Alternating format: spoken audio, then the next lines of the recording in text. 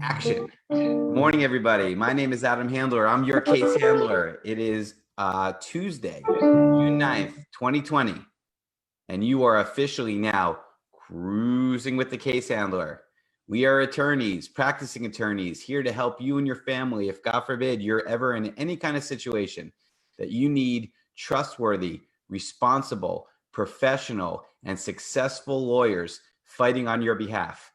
I am Adam Handler. I handle the personal injury department. I'm a partner of the firm for the past 6 years. I've obtained well over $120 million from my clients over the years.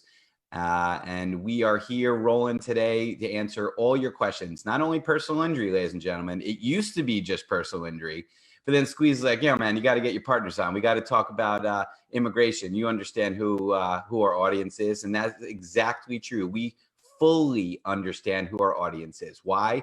Because I've been serving the West Indian community for over 15 years, almost exclusively. So when I just said $120 million, you better believe that probably 95% of that money is for people that are either from the islands or have family that have migrated here from the islands. And that's what we do. And that's what I'm proud to say, that I am your IRE attorney. I am your case handler. I am the baddiste, as other broadcasters on this radio station have deemed me and dubbed me at what I do. And we're here today to answer your questions 100% absolutely free. Immigration, personal injury, matrimonial, real estate, but it all starts with having that number saved. 844-774-3529 or 844 PPID law. The sun is shining, the weather is sweet. I'm here to move your dancing feet to the rescue. Here I am. It's going to be a great day.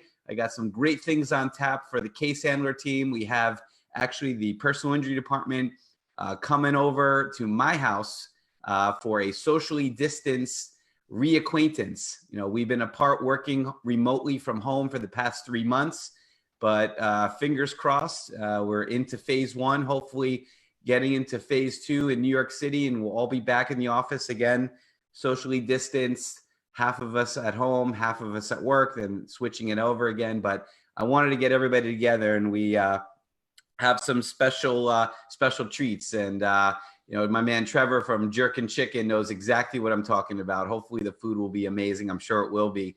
So I thank him for that, and we'll give a full report on Facebook and Instagram. But without further ado, I'd like to introduce two very important people in my life. My law partners, Conrad Pollack and Nelson Madrid. Conrad, known as the Maestro, Nelson, known as the Maverick. They are partners of the Immigration Department and a huge part of the success of not only my practice, but the firm in general. So thanks for coming on today, guys. Good morning to you. Morning. Good morning. Is that a morning voice there I hear, Conrad? He's not a morning person. We were just saying off the air. Conrad, you know, he's been doing this for 2+ months, and he's just not a morning guy. Well, listen up. We're here, ladies and gentlemen, and once again, this is Cruising with the Case Handler, as Adam Handler noted, and we have a lot that we're going to be sharing with you this morning.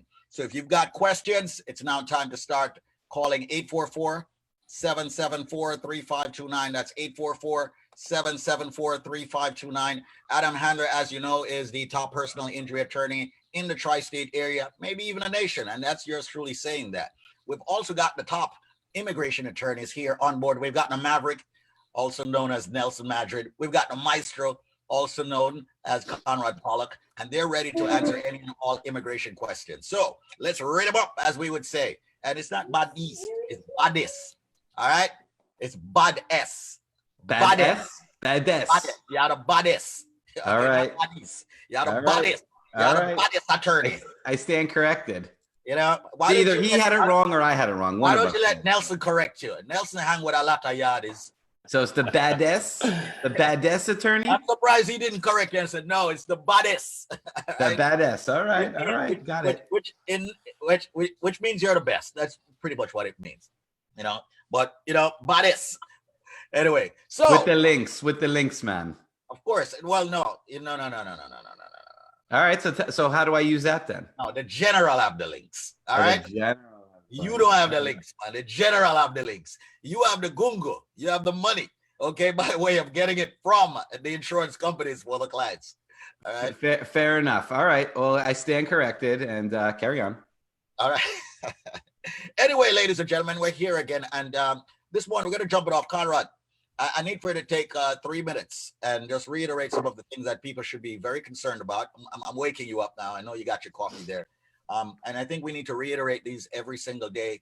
The public charge, the fraud department, all the changes that came over the past few months and how it will affect the immigrant community for those people looking for immigration benefits. So you are Nelson, if you guys don't mind just, expanding or expounding on that a little bit where immigration is concerned and those changes.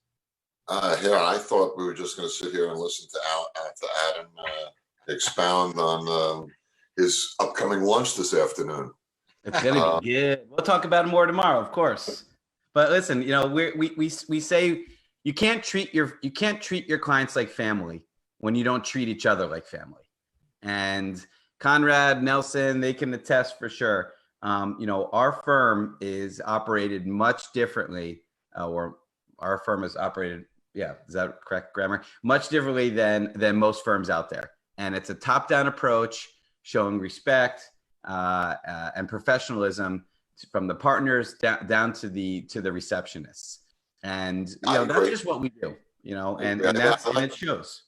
I like to think that we are one big happy family for the most part, and it definitely is a productive philosophy to since you spend so much of your time at work, with these people. It is like an extended family, so it is it's something I've always tried to practice, and it's a good philosophy, I think, in any business. Anyway, getting to Squeeze's concern. The main thing on my mind, again, those filing fees are going up. Immigration is supposed to run out of money next month. The government, for various reasons, the Immigration Service is running low on funds, and they've been proposing filing fees going up since November, and it's going to happen now. It seems that the filing fees are going to be going up by the end of June. In addition, there'll be a 10% surcharge on top of those filing fee increases. And folks, these filing fees will be substantial. Just as an example, citizenship. If you file for citizenship today, the filing fee, including your fingerprints, is $725. That's going to double. You're going to be spending close to $1,500 just in filing fees to submit your N400. And a lot of, and Nelson, and we've talked about this time and time again. A lot of people, especially naturalization, I'll just go and do it myself. Half of the calls we get are from people that went ahead and did it themselves and messed it up, or something happened, they missed the interview, so on, and they have to refile. Oftentimes, we'll tell them they have to refile. So now, instead of having to refile and pay $725 in a month, you'll have to refile and pay $1,500 in filing fees. So, and that's just one application. So many of the different application costs are about to go up substantially. So all you people out there that haven't been filing, have been delaying, or for whatever reason, maybe because money is tight, money's going to get tighter, because the fees are going to be going up substantially. So don't wait. Get your applications in. And if you have questions, call us. We're here. Okay, all right. Sorry about that, guys. Saw some guys behind me there, ready to climb some trees again. All right, so once again, ladies and gentlemen, it's Cruising with a Case Handler. You just heard Conrad speak on that.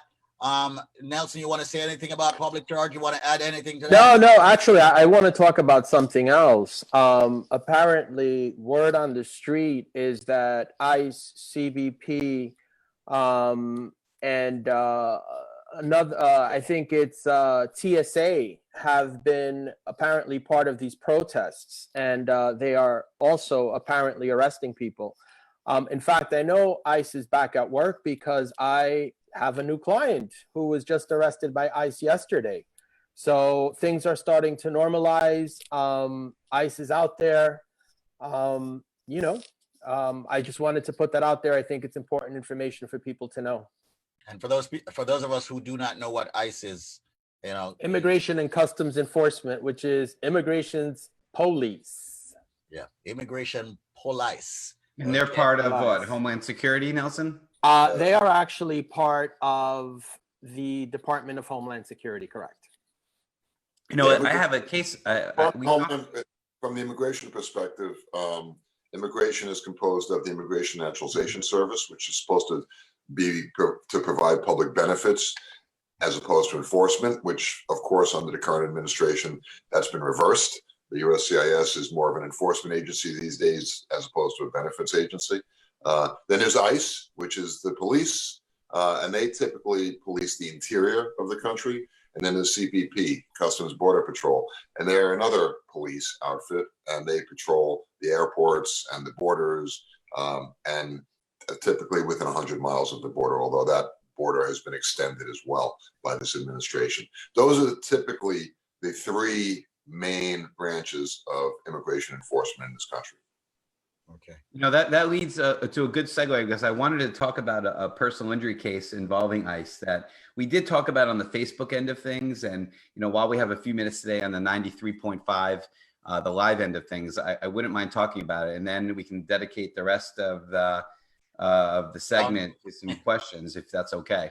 Sounds good to me. All right. Well, again, ladies and gentlemen, if you're just tuning in now, my name is Adam Handler. I am your case handler. I'm the partner of the personal injury department here at Pollack guys at Tzico.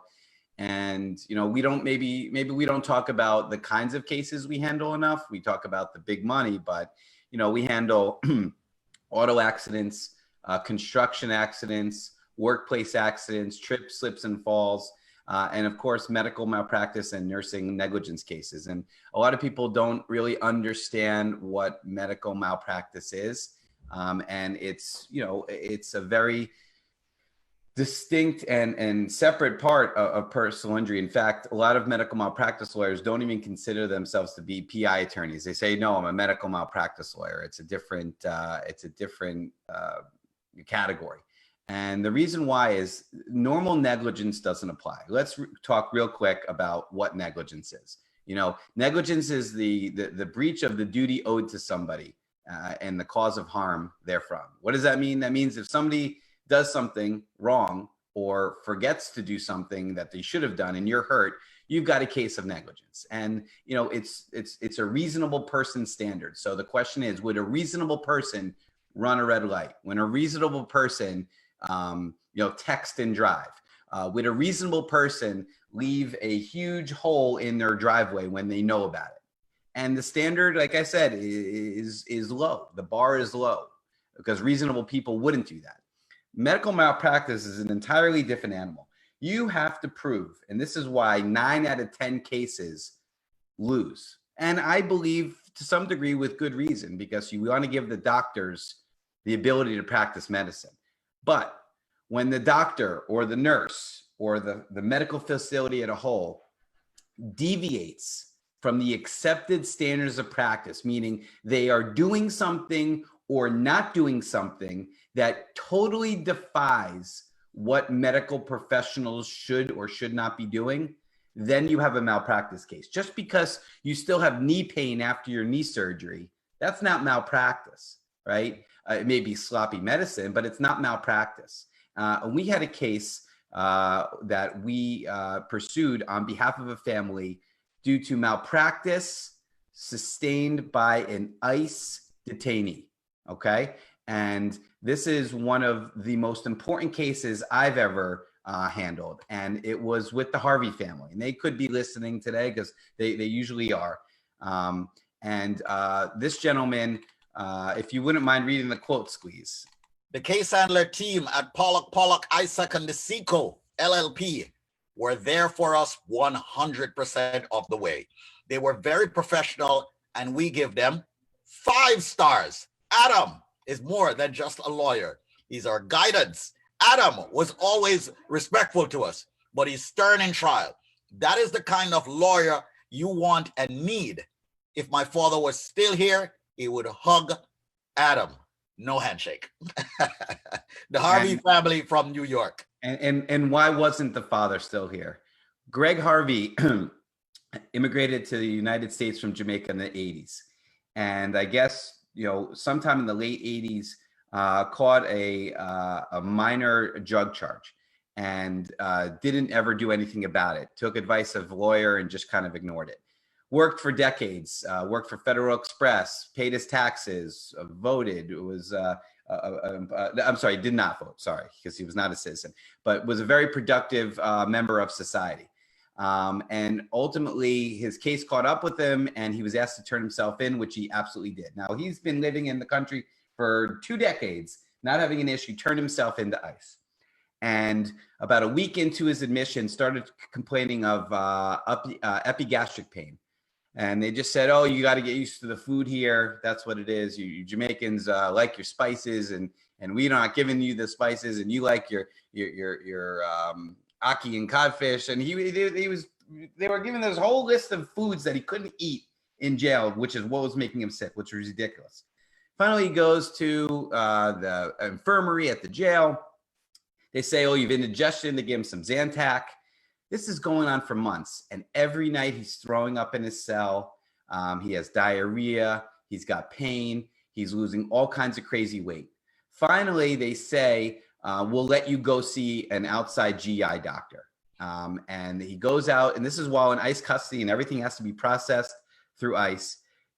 Finally, they let him see the outside GI doctor, and the outside GI doctor says, this is no good. You know, we need to do an endoscopy. We need to go down your throat and see what's going on. Here's a prescription. Give it to the medical liaison at the jail, and we're going to send you out for that endoscopy. He gets back to the jail, and this is like a year later. He gets back to the jail, hands the slip in, nothing. Weeks go by. He's writing letters to the jail. He's you know, in the logbooks. Need my endoscopy. Finally, about 3 months later, goes back to the infirmary, and they're like, well, what happened in the endoscopy? Well, it never happened. Oh my God, it never happened. They send him immediately for an endoscopy, the end stages of gastric cancer. And the next day they release him on his own recognizance to be with his family. I mean, this was not a violent guy. They didn't have any, you know, problems releasing him back into society. Release him with on his own recognizance to spend out the last few months with his family. He actually lived another 1.5 years, and we worked on the case together. And I remember one day I got a call. This is like 2 weeks after his deposition. So his voice was heard. And about 2 weeks later, he passed. And we went to trial.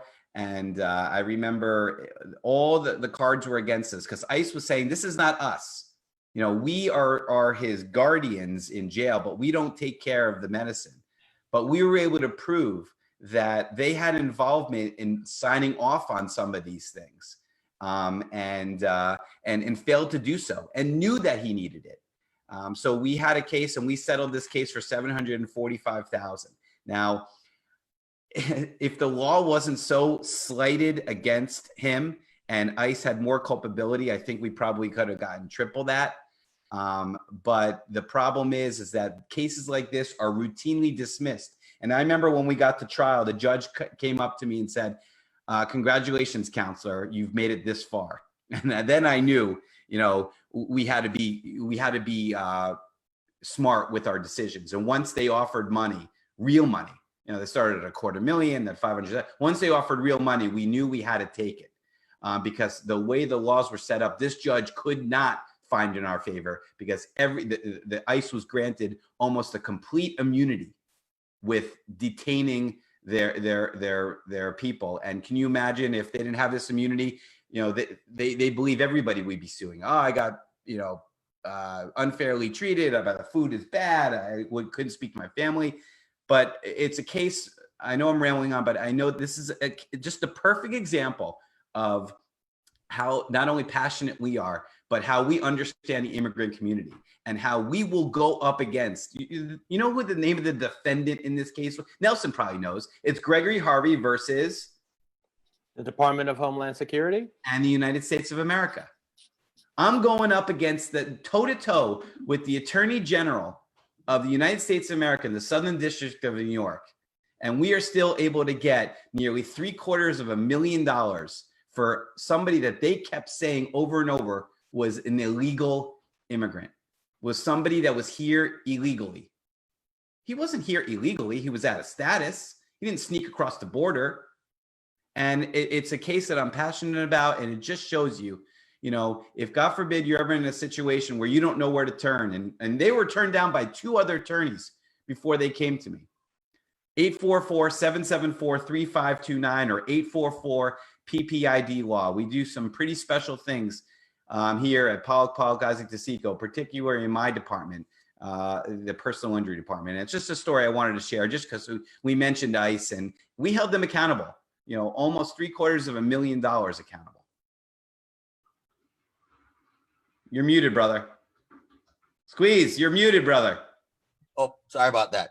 Yeah, I'm saying, wow, I'm quite sure everybody here on the panel was just like, you know, we gave you the floor, man. That's the reason why we need to hear these war stories. So, ladies and gentlemen, if you are listening to us on 93.5 FM and watching us on Facebook, Adam Handler, our personal injury attorney, the case handler, the shark, just spoke about one of the cases that he handled, which involved ICE. Okay, and we segued into this because we were speaking about immigration before, because we do have the immigration attorneys here. The show is about immigration and personal injury, and that is a hell of a story that I heard from the personal injury side. It is a hell of a story, and I'm quite sure the other attorneys here on the panel want to comment on that. Nelson, Conrad, comments on that case? That well, Nelson goes to Nelson. You go to the ICE lockup sometimes, right?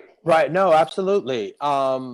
You know, not just the lockups, but I think I've mentioned this before on the show. Anytime you go up against the federal government, it's a challenge. It's a challenge because the federal government has obviously endless resources and can drag things on for as long as they want. They can also make your client's life very difficult. So, you know, big ups to Adam. Definitely a very good win. Yeah. Adam said it right. Definitely a very good and challenging win. And I think that obviously speaks as to his ability. It's obviously not something that's very easy to accomplish. So, you know, congratulations. Yeah, I'm touched by it. Conrad? I agree. Anytime you chalk up a win against the big bad boys at ICE and the federal government, no, that's a nice one in the win column. Yeah, and the fact that the judge said to him, "Congratulations, counsel, you made it this far." Yeah. Most of those cases are dismissed right after you file the complaint. They make a motion to dismiss saying we have complete immunity. You never even step foot in the courthouse. We made it almost to the end, and you know, again, as a responsible attorney, I knew it was the right decision to take, you know, an offer that we felt is reasonable. And this family had nothing. You know, they were living in a roach-infested apartment in Jamaica, Queens, literally, with bed bugs, and it was like 4 of them in a 2-bedroom apartment because after Greg died, they had no income. And then all of a sudden they got, you know, nearly $750,000 absolutely tax-free. So it was life-changing, and that's what we do. We get life-changing money for life-changing situations on the negligence cases, but we also change lives on immigration. You know, people that never thought in a million years that they could legitimize their status here in the United States. Conrad, Nelson, that team, they're getting it done if they can. It's amazing. You know, it's always hard going up against a government entity, whether it's the federal government, New York City. I mean, Adam, you can, you know, suing New York City on a personal injury action, you know, they could drag it out forever. Pain in the ass. Yeah, always. And so some of our biggest cases, Conrad, are against the city of New York. I get it. But my point is, just going up against the government is always a challenge. It's always, you know, it's always a David and Goliath story. And, you know, we are generally pretty good at it. And from an immigration perspective, you know, I talk and I rail against the administration's immigration policies on a regular basis here. And, you know, this administration is notorious for not following its own rules. You know, there are regulations out there, there are operating instructions out there that govern the way that the immigration process is supposed to be managed and directed and operated. And this administration, they just don't, they make a rule and then they just break it, you know, or they, especially if it's an Obama rule, forget that. That doesn't deserve any attention. They just ignore it. And as a result, in various situations, we now sue the federal government to enforce their own rules on a regular basis. It's not just us. The immigration bar in general sues the Immigration Service all the time these days. You know, H-1B visas are a perfect example. H-1B visas are for professionals. They're on a strict quota every year. And this administration, I don't know, they have a bug up their rear end about it. Trump, even though Trump likes to use them for his own clubs, he doesn't like anyone else using them. So they've been trying to cut back on them and eliminate them since he's been around, since 2016. And they have made it more and more difficult. And I can't exaggerate how difficult they've made some previously simple H-1s that would be approved in a month. You know, now they get denied. And as a result, everybody, starting with us, but we tell our clients all the time now, this case should not have been denied. Like I said, 2 years ago, we would have been approved in a heartbeat. Now it's denied. Let's go to federal court. And every time we take immigration to federal court in these cases, we win. And that's not just us. That's pretty much across the immigration spectrum.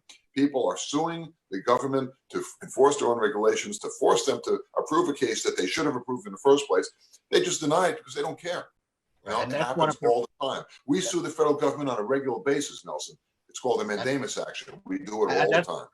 And that's the reason why I'm very happy that you guys are here and the community on 93.5 is listening to you guys as immigration attorneys and also Adam Handler as a personal injury attorney. I want everyone right now, if you want a free immigration phone consultation privately, I want for you to dial this number right now. Listen again. If you want a free immigration consultation, a phone consultation for free off the air, dial the number I'm about to give you. If you want, in my opinion, the best personal injury attorney's number in your phone, dial the number and save the number. Here's the number.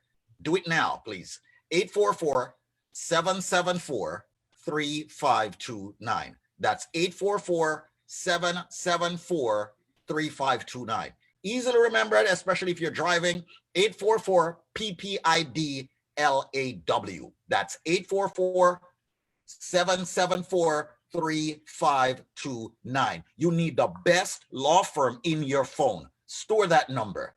844-774-3529. You will need them one day, whether it's criminal defense, immigration, personal injury. 844-774-3529. It's 9 o'clock. All right. Not beating me. All right, ladies and gentlemen. Please, if I could just follow up what I was saying, you know, immigration is comprised of people. You know, this is a government agency, and even in the best of times, you know, they make mistakes. And when immigration makes a mistake, you know, you don't have to just take it and accept it. You can sue them. If immigration is sitting on your case for 2 years, for 3 years, and it's a simple matter, and if the file fell behind some examiner's desk and you haven't gotten a decision, you can sue them. We do it all the time. Again, it's called a mandamus action. Basically, forcing we go before a federal judge and we say, look, Your Honor, immigration was supposed to make a decision on this case 3 years ago. We've been trying, we've been making inquiries, and we don't get any answers. Please force the Immigration Service to give us a decision, an up or down decision. And they do it all the time. It's more common now than it ever has been. But you don't have to take a denial or inaction lying down. You can sue them. And Conrad, if the federal court does not rule in our client's favor, and again is not enforcing our rules, we file an appeal, correct? Correct. But although that's not very likely. Most of the time, it's for whatever reason, it's an internal delay on their part. You know, and typically once you file the lawsuit, that gets the ball rolling. So, you know, I haven't seen a denial. I've seen the denial. So it's almost like you stand up to them and they back down. That's right.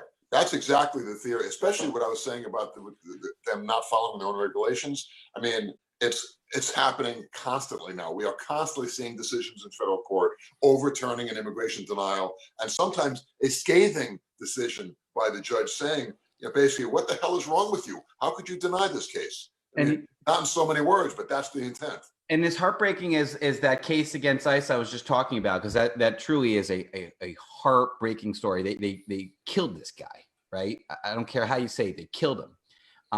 You know, a lot of these free consultations we're giving, people are saying, well, you know, money's tough right now. Money's tight right now. I may have to do it, later on, because money is tight. I understand. But, people can file their own immigration papers, but people sure as hell are not filing their own lawsuits in federal court. So it's almost like they're denying you just because they're testing to see if you can come up with money to get a lawyer to file in court. So how many hundreds of thousands of denials that go unchallenged in federal court because people can't afford an attorney? It's true. These mandamus actions that we file, and Nelson is the man when it comes to the mandamus actions in the office. You file the action, within a month or two, you get a response from the U.S. attorney, and he basically says, okay, how can we settle this? And that's the end of it. It doesn't even go to trial. They just say, okay, we're sorry, we'll give you a decision, just withdraw the action. But a lot of this also is tactical, because even in immigration court, how many times do we go to court ready to go forward and the ICE attorney doesn't have the file? Conveniently, they don't have the file. So now, obviously, you've appeared. You have to charge your client because you were ready to go forward and ICE wasn't ready. I've had cases where they've done this 2 or 3 times. And interestingly enough, the judges give them continuances. Of course, I personally have an issue with that, because if I went to court unprepared on 3 separate occasions, the judge would dismiss my claim. That's right. Absolutely. And again, unfortunately, the cards are stacked against you. And I think that's why it's important. Yeah. Right. That's why I believe it's so important to have someone competent who obviously understands the process and to guide you through this, because it's not as simple as it sounds. Talking about the cards being stacked against you, that's more so today than ever before. The immigration court, the immigration judges are actually part of the Justice Department. Okay, it's not an independent branch. So immigration judges are appointed by guess who? All right, not by DJT. All right, that's not, he has no clue about what goes on in immigration courts. But his right-hand man is the one who does the appointing. His current Attorney General, Bill Barr, he's the guy who appoints these immigration judges. And guess what? I'll give you 3 guesses of what those judges, what most of their backgrounds are comprised of. All right, are they liberals? Are they looking to open border people? I don't think so. These are judges that they're appointing, or they're trying to appoint, that basically are as conservative and are as strict and are as anti-immigrant as they could possibly find. Well, right? I'm sorry. That's what we're going into. That's what we're confronting when we go into immigration court more and more. Very quickly, actually, I'm sorry. There was, in fact, I forgot the jurisdiction, but there was a judge just appointed with absolutely no immigration experience.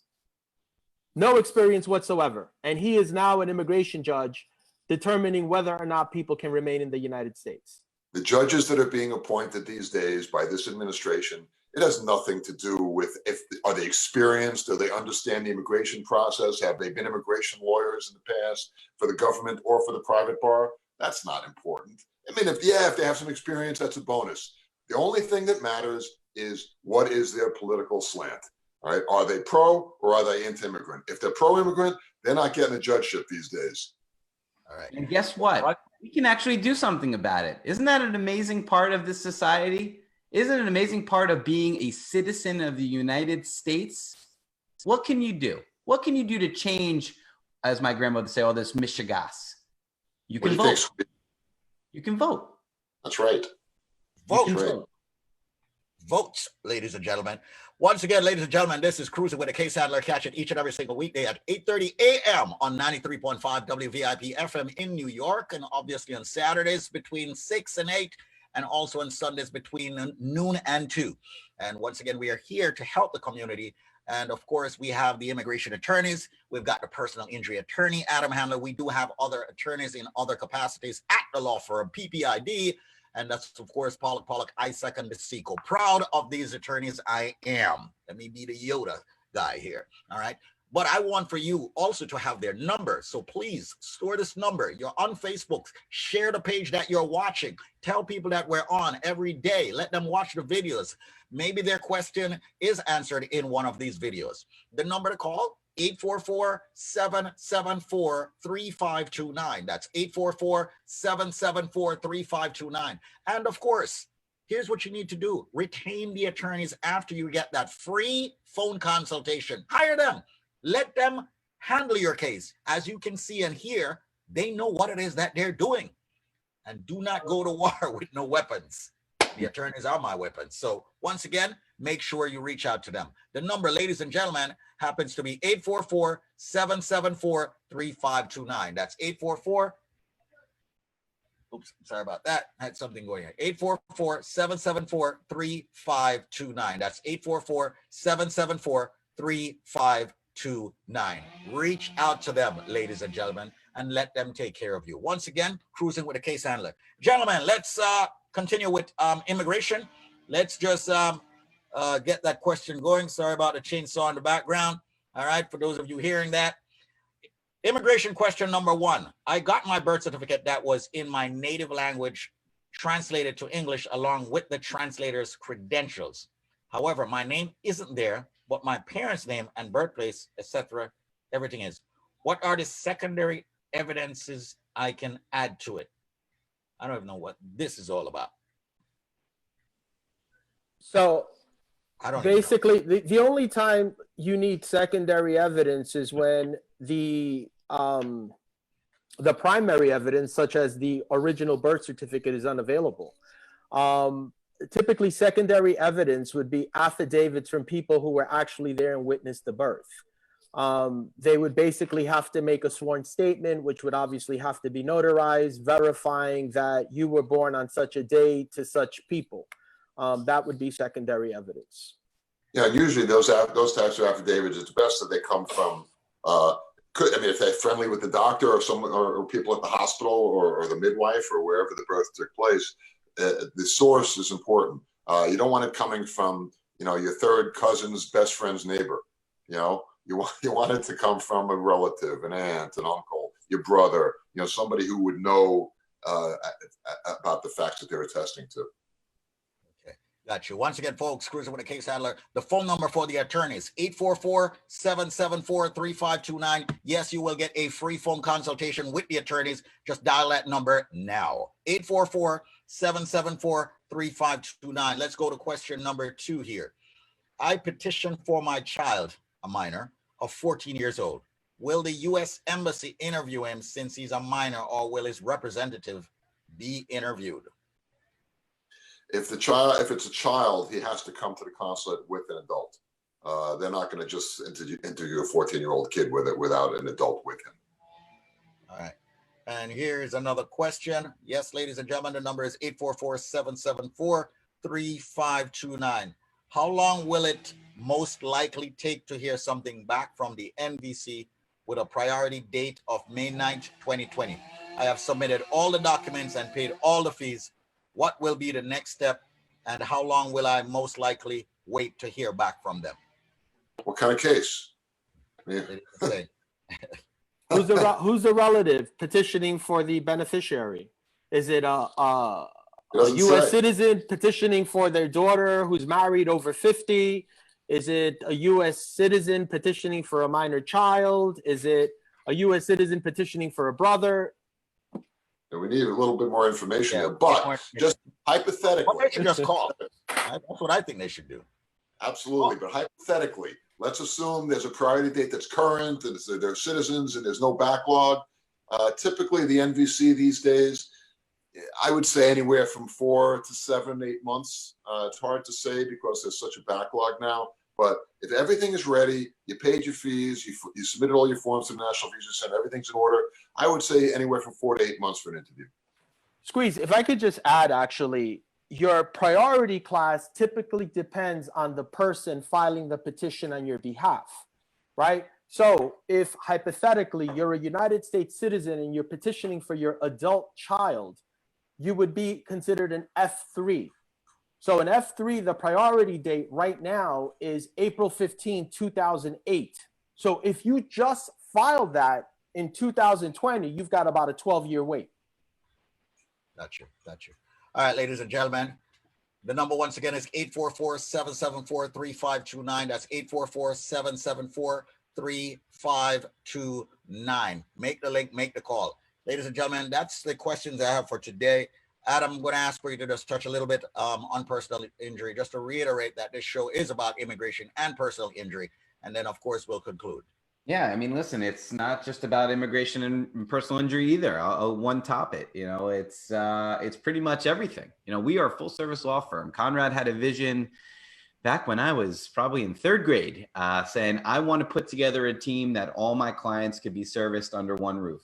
And it was important enough for him to have quality people around him working on all aspects of law. And slowly but surely, we have built that. And I'm proud to be pretty much the final cog in that machine. And that's what we do. And we do it regardless. Excuse me, there is never a final cog. That's true. Okay. All right. Luckily, maybe we'll do like voter rights. It is an ongoing process, and PPID will be here long after we're all gone. I meant like the department wise, you know, like people wise. Listen, I hope to be, you know, an old man retired one day watching little case handlers running around settling, you know, I can't wait to say $1 billion recovered, you know. I meant like departments, you know, we'll specialize in either voter rights or maybe we'll do, I don't know, we'll figure out some interesting areas of law to explore. But, you know, all kidding aside, you know, we do it much differently than everybody else out there. And if you're watching this show right now or listening to this show right now, you understand that. You know, you wouldn't be wasting your mornings or wasting your afternoons or wasting your weekends listening to a bunch of attorneys talk about how good they are if you didn't believe that we are that good. And I'm saying... I see as a growth area down the road, you know, 10, 20 years, 30 years from now, you know, we'll be doing PI cases in outer space. Yeah, man. We'll get that first big billboard on the moon. Yeah. Or what are the immigration implications of people living on Mars, you know? Right. You know, it'll be Don Jr. trying to build a wall, you know, somewhere, you know, on the dark side of the moon. There you go. Great record, by the way. Great record. You guys are good. Anyway, listen, all kidding aside, we do it differently. And if you believe in that, and I know you do, you're going to have that number saved. Again, we hope you never need us. You know, Conrad's going to probably say, why the hell did you say it? We hope you never need, because if you need us, you need help. And, you know, things happen.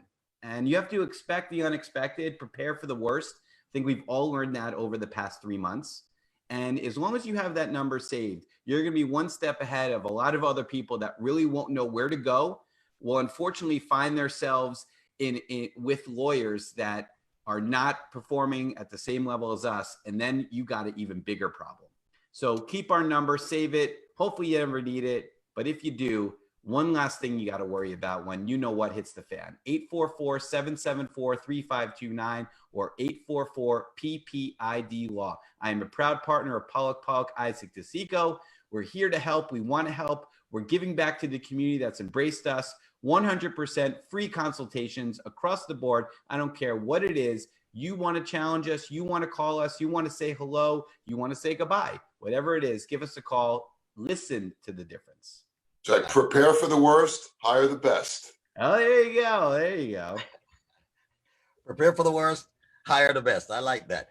Once again, ladies and gentlemen, the number is 844-774-3529. That's 844-774-3529. Store that number for an excellent law firm. And yes, obviously in the capacity of immigration, personal injury, and definitely more. Real estate, criminal defense, and a whole lot more. Thank you so much for watching. Thank you so much for tuning in. This has been an attorney advertisement, yes, by the law firm PPID. And of course, ladies and gentlemen, prior is also that guarantee similar outcome, but it is PPID, and I'm down with PPID. Yeah, right? You know me. All right. So yeah, actually, prepare for the worst by hiring the baddies. Baddies. Anyway, thank you so much, ladies and gentlemen. We're out, and we'll catch up and talk again real soon.